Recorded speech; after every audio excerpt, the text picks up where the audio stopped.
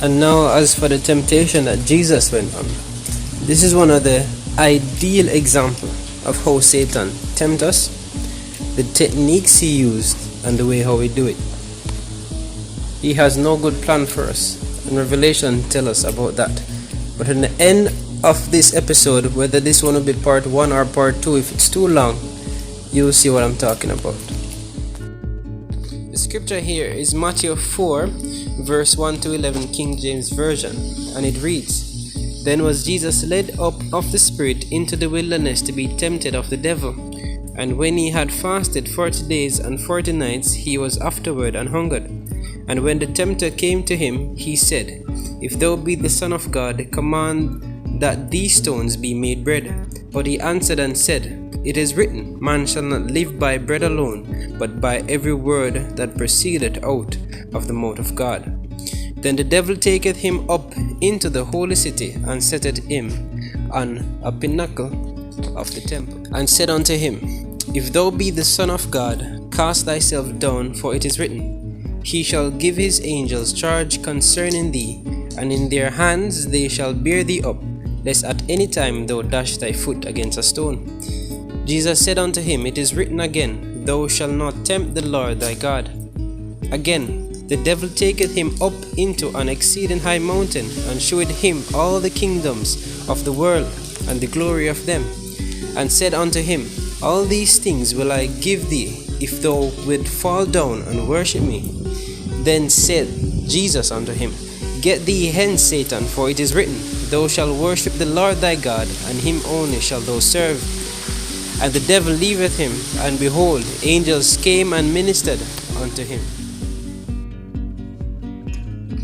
And for the last example of Satan's footprints in terms of temptation and deception, we're going to look at Luke 22, verse 31 to 34, King James Version. And it reads, "And the Lord said, Simon, Simon, behold, Satan hath desired to have you, that he may sift you as wheat. But I have prayed for thee, that thy faith fail not. And when thou art converted, strengthen thy brethren. And he said unto him, Lord, I am ready to go with thee, both into prison and to death. And he said, I tell thee, Peter, the cock shall not crow this day. Before that thou shalt thrice deny that thou knowest me."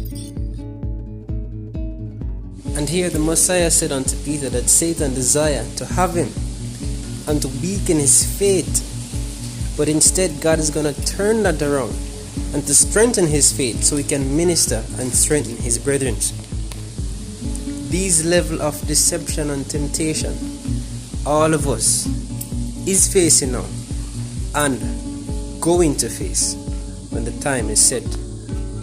The entire world is against God's people.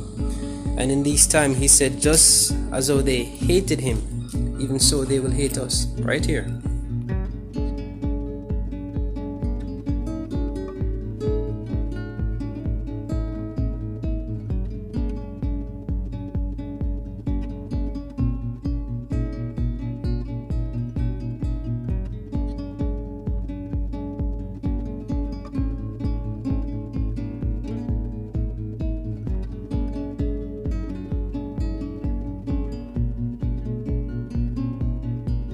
But as always, God has prevailed over and over again, and ultimately for eternity.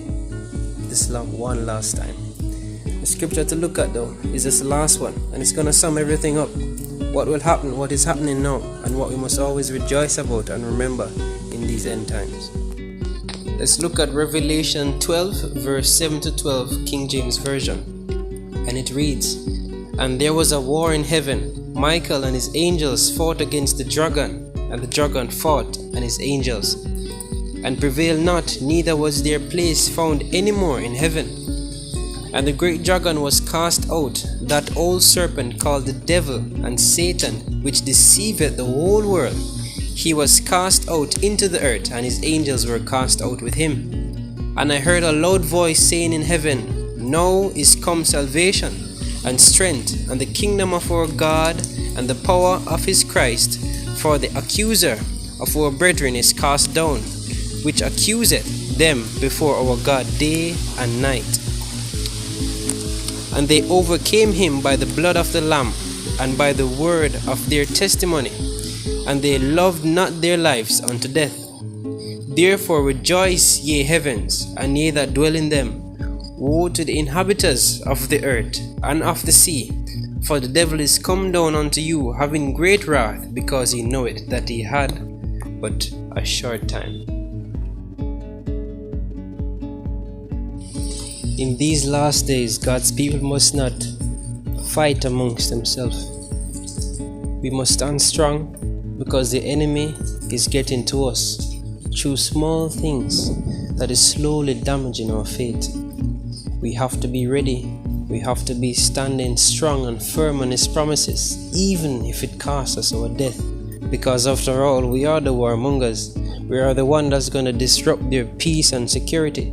But the end of that, as the Bible said, is sudden destruction. We must stand and remember where our heritage is coming from. That this testimony and these commandments of God has been written, and as the children of God and the true church of God, these we must follow and carry it with us on our chests, in our forehead, and walk with as brave as a soldier unto battle, for the end time is at hand. We know not when of is coming, if it's the next 50 years, 100 years, or 10 years. But while every man liveth, let no man gamble with your life. And let every moment that you live, you cherish it. For you never know the day when you will pull your last breath through those nostrils. So as children of God, please remember these words. Remember the scriptures. For the enemy will not win. And let him not win in your life and relationship with your brothers and sisters. Husband and wife separating because of this. Children, brothers and sisters separating. Who's going to do this from who's not going to do that?